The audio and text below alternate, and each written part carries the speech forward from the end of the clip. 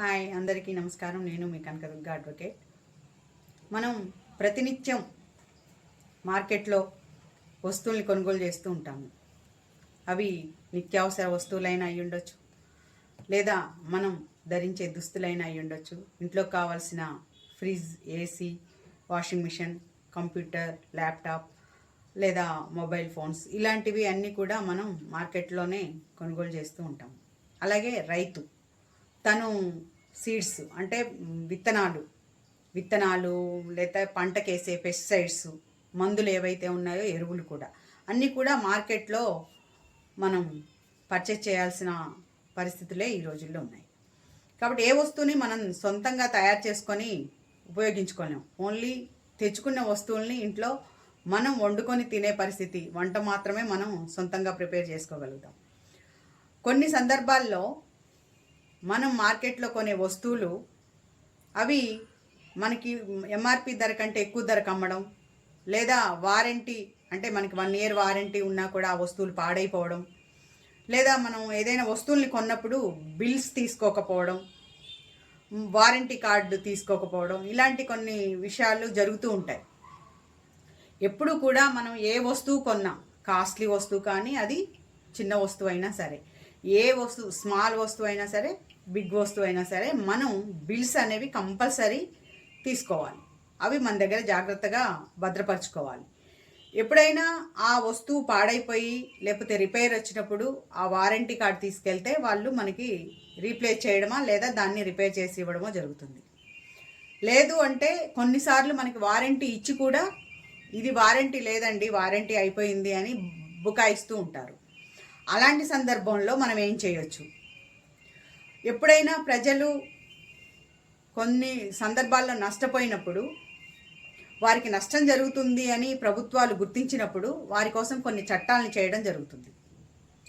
అదేవిధంగా consumer protection act 1986 అనేది వినియోగదారుల కోసం ఈ యాక్ట్ని చేయడం జరిగింది.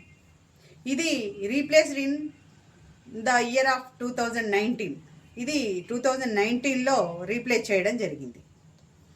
ఎందుకు రీప్లేస్ చేశారు అంటే సిసిపిఏ అంటే సెంట్రల్ కన్జ్యూమర్ ప్రొటెక్షన్ అథారిటీ అనే ఒక పద్ధతిలో మనకి ఈ రీప్లేస్ అనేది చేయడం జరిగింది. దీని ద్వారా అంటే ఇల్లీగల్ ఫ్రాడ్గా అడ్వర్టైజ్మెంట్లు ఇవ్వడం, ఫ్రాడ్లెంట్గా ట్రేడింగ్ బిజినెస్లు చేయడం, ఇవన్నీ కూడా కస్టమర్కి తెలీదు అది ఫ్రాడ్ అడ్వర్టైజ్మెంట్ అని, లేదా ఇల్లీగల్ బిజినెస్ అని, లేదా 10,000 రూపాయలు ఉన్న ఫోన్ని 1,000 రూపాయలకే ఇస్తామని చెప్తారు, 1,00,000 రూపాయలు ఉన్న వస్తువుని 1,000 రూపాయలకే మీకు ఇస్తామని చెప్తారు. ఇలా ఫాల్స్ అడ్వర్టైజ్మెంట్స్ అనేవి కూడా ఇవ్వడం జరుగుతుంది. ఇలాంటి సందర్భంలో కూడా మనం కన్జ్యూమర్ కోర్టుని సంప్రదించవచ్చు. కన్జ్యూమర్ కోర్టుని ఒక అడ్వకేట్ ద్వారా మీరు కన్జ్యూమర్ కోర్టులో కేసు ఫైల్ చేసుకొని, మీరు ఏదైతే 10 రూపాయలు ఖర్చు పెడితే 100 రూపాయలు మీకు వచ్చేలాగా కన్జ్యూమర్ కోర్టులో వాళ్ళకి ఫైన్ వేయడం జరుగుతుంది. ఫైన్ ద్వారా మీరు లబ్ధి పొందొచ్చు.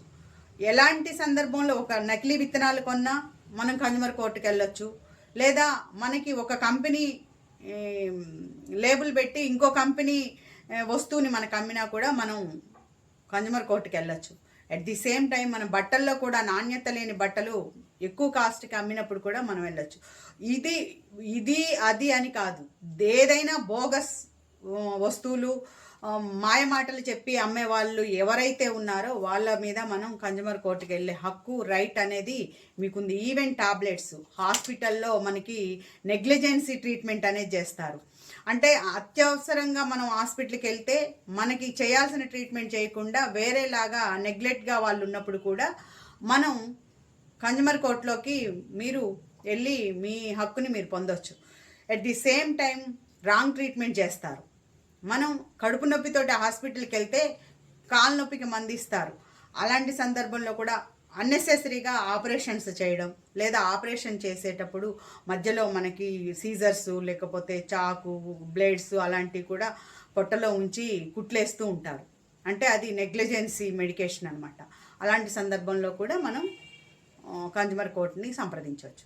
కన్జ్యూమర్ కోర్టులో మనం కేసు ఫైల్ చేసుకోవడానికి ముఖ్యంగా సెక్షన్ 21C ద్వారా మనం కంప్లైంట్ రైజ్ చేయొచ్చు. సెక్షన్ 26 ద్వారా మన గ్రౌండ్స్ ఏమైతే ఉన్నాయో, మనం హాస్పిటల్కి వెళ్ళామా లేదా ఒక వస్తువుని కొన్నామా, మనకున్న గ్రౌండ్స్ ఏమున్నాయో వాటిని మనం ఫైల్ చేసుకునే అవకాశం ఉంది. ఎప్పుడూ కూడా మార్కెట్లో ఏ వస్తువు కొన్నా కూడా అది నాణ్యత ఉన్నదా లేదా అని పరిశీలించి కొనే బాధ్యత కస్టమర్గా అందరికీ బాధ్యతగా ఉంటుంది. కొన్నిసార్లు మనకి తెలిసి తెలియక మనం ఏదైనా పర్చేస్ చేసినా కూడా మనం భయపడాల్సిన అవసరం లేదు. చాలా సందర్భాల్లో చూస్తున్నాం. ఈ మధ్య కాలంలో ఒక న్యూస్ కూడా చూసాం.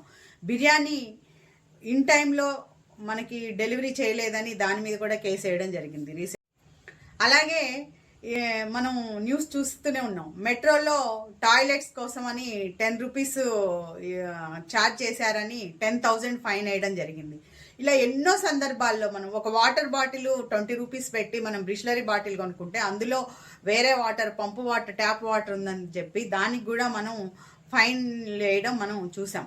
కాబట్టి ఈ విధంగా మనం ఎప్పుడు నిత్యం న్యూస్లో చూస్తూనే ఉన్నాం. కన్జ్యూమర్ కోర్టులో ఎక్కువ అంటే టీవీ వారంటీ కార్డు ఇచ్చి కూడా లేదని వాళ్ళు బుకాయించినప్పుడు దాని ద్వారా కూడా వాళ్ళు ఫైన్ పొందడం జరిగింది, ఫైన్ వాళ్ళకి వేయడం జరిగింది. కాబట్టి ఈ విధంగా మనం ఏ వస్తువు కొన్నా, ఏదైనా ఎక్కడైనా మనం అంటే ఇంట్లోకి వస్తువులు కానీ లేకపోతే బైక్, కారు ఏదైనా సరే ఈ మధ్య కాలంలో మార్కెటింగ్ పేరుతోటి అంతా మోసాలు జరుగుతున్నాయి.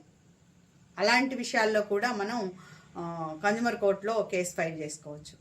ఎవరైనా సరే ఏదైనా వారికి ఇబ్బంది కలిగితే ఒక గొడుగు కొంటే ఆ గొడుగు కూడా 600 పెట్టి ఆన్లైన్లో మన అంబరిల్లా పర్చేస్ చేశారట, రీసెంట్ న్యూస్. దానికి అది రీప్లేస్మెంట్కి వాళ్ళు కన్జ్యూమర్ కోర్టుకి వెళ్తే కూడా వాళ్ళకి కూడా అది రీప్లేస్ చేయడం జరిగింది. అట్లా చిన్న స్మాల్ విషయాలే అని మనం నెగ్లెక్ట్గా ఉండకూడదు. ఏ విషయమైనా సరే అది మనం లబ్ధి పొందే అవకాశం ఉన్నప్పుడు ఖచ్చితంగా మనం కన్జ్యూమర్ కోర్టుని సంప్రదించి అంటే త్రూ లాయర్ ద్వారా మనం వెళ్తే మనకి బెనిఫిట్స్ అనేవి జరుగుతాయి. ఎప్పుడు కూడా మార్కెట్లో ఏది జరిగినా అది స్మాల్ ఇష్యూనే కదా, అది కొంచెమే రేటు కదా, కొన్ని డబ్బులే కదా, అంత పెద్ద మొత్తంలో మనం ఏం లాస్ అవ్వలేదు కదా అని దాన్ని నెగ్లెక్ట్ చేయకూడదు.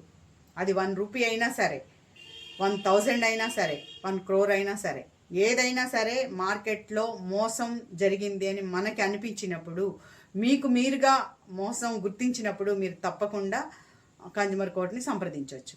ఈ విధంగా మీరు కన్జ్యూమర్ కోర్టులో కేసు ఫైల్ చేసుకొని మీరు లబ్ధి పొందే అవకాశం మీకుంది. మీకు తెలిసిన వారికి కూడా చెప్పండి. మా ఛానల్ని సబ్స్క్రైబ్ చేసుకొని మరిన్ని లీగల్ అప్డేట్స్ కోసం మా ఛానల్ని ఫాలో అవ్వండి. Thank you. నేను మీ కనకదుర్గ.